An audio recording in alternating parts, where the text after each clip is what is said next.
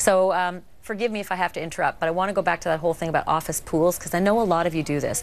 You get in on these lotto winnings with your friends at work, and if you actually win one of these big lotto pools with like the 50 other best friends at work that you have, what are you going to do? Because one person has the ticket, right? And sometimes they say, oh, wait, whoa, that ticket? Ah, I bought that separately. I bought that one at home. That was from my private stash, not from my pool. Oh, well then, you know, can of worms, and it gets really messy.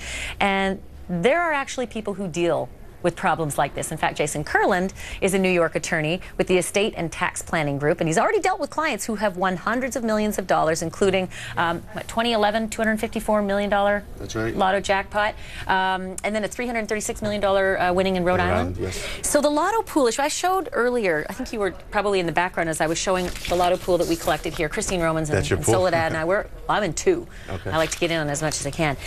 But there's a reason that I photocopied these things, and there's a reason that attached, well, I didn't do it, somebody did it for me, which was very friendly. And then the list of us, at the back of it, are all the tickets.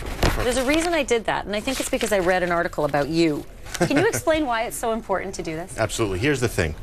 Everybody dreams about winning the lottery, but nobody actually thinks they're going to win it, so nobody acts as if they're handling a $500 million transaction. Right. Would you handle a $500 million transaction with a handshake or trusting a coworker? Of course you wouldn't.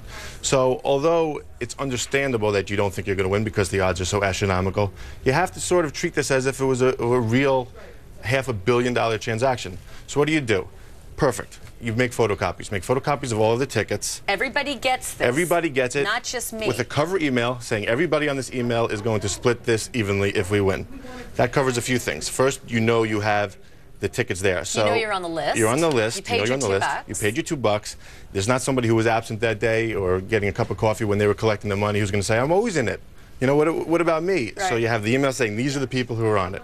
You're in it or you don't win it. Right. Now, what about the guy who says, hey, I know you're headed to the convenience store to get it. I don't have the $2 on me. Spot me the $2, and you know I'm good for it. Does he have a chance? Listen, he has a chance, but there's going to be that email. And if the person who bought the ticket was smart, they'd say, listen, I didn't get your $2. You're not in this. You know, if you want in, let me know. I'll buy another one. I'll recirculate the email, something like that. Yeah, basically do the lending, do whatever you want. But if you are not on this master list and you don't have the copy of the tickets attached, right, you're out of luck. Exactly. And it also protects the person who's going to buy the tickets. My next question, Jason. I'm going to get the tickets. So on this pool, there's like, look at this. There's a whole bunch of, there's multiple tickets all in one. I think there's like 80 tickets on this one. I look forward to the call tomorrow. Crazy, yeah, I know, right? And I want to buy one for myself. Right. So I'm going to get that one for myself. I'm going to put it in my bag or in my pocket. Right.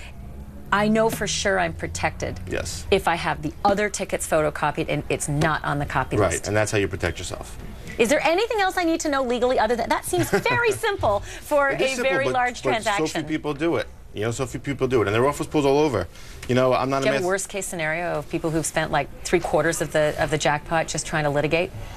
That would be a lot of legal fees. That would be like a lawyer's dream, but that's way too much money to spend on lawyers. You make a lot of money. It's way too much money to spend on lawyers. No, you wouldn't do that. But yeah, it's litigation waiting to happen if it's not done correctly. While I admire what you do, I hope you don't end up making money off this next one, and I hope people do it the right way. Jason Kurland, thanks for coming in. Pleasure. Good to meet you. Maybe we'll see each other in another life. Hope so. Tomorrow, Maybe perhaps. tomorrow. I hope so. Back in a moment. Thanks.